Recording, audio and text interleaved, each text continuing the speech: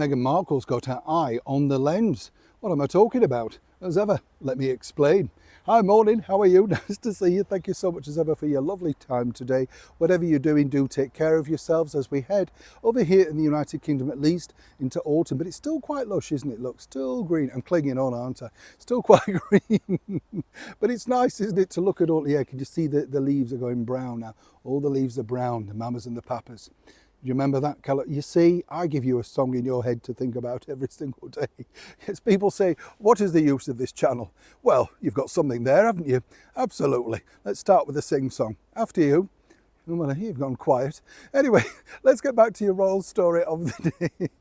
Now, I don't know if you know this, but when Harry and Meghan went on that recent Colombia tour, it was interesting because, as I told you, I think, they banned the British media from attending. Not that anybody was actually that bothered, because it was a very expensive trip and money is literally very tight right now in the mainstream media. No two ways about that. Wherever you turn, you know, there's a cut, as it were.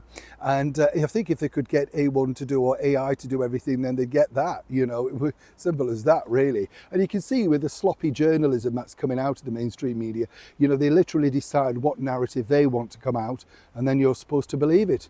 Thankfully, yes, you've got me, absolutely. But what's interesting to note about this is, as I say, all the pictures from Archwell, which were distributed out to the media, had to be credited, all that sort of stuff. And you see, well, okay, well, what difference does that make? Because normally they have their own professional photographer, don't they? Meghan Harriman hanging around in the corner, taking the much nice pictures. I would say, you know, he's not a bad photographer, but some might suggest also they've been, what's the word, digitally enhanced, cleaned up, whatever you want to call it, you know, that sort of stuff.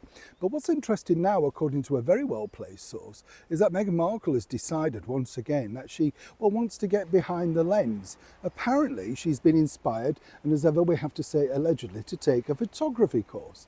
And this means a very simple fact, you see, because as you saw the debacle earlier this year around March time, when, of course, the Catherine, the Princess of Wales, was shot into flames over trying to have a go at photoshopping something, well, suddenly, you know, Meghan's seen the light. More so, she's seen the money, you see, because she believes that if she has control of the pictures, then she has control of the product, and they would have to pay Harry and Meghan for the use of the picture. You see how this works.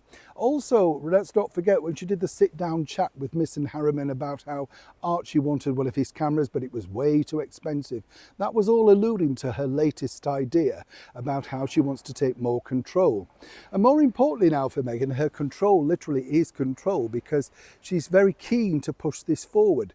Now, some might say, of course, she's been inspired by Catherine, Princess of Wales, who now thankfully is back behind the lens taking wonderful pictures, as we saw of Prince George for his birthday portrait.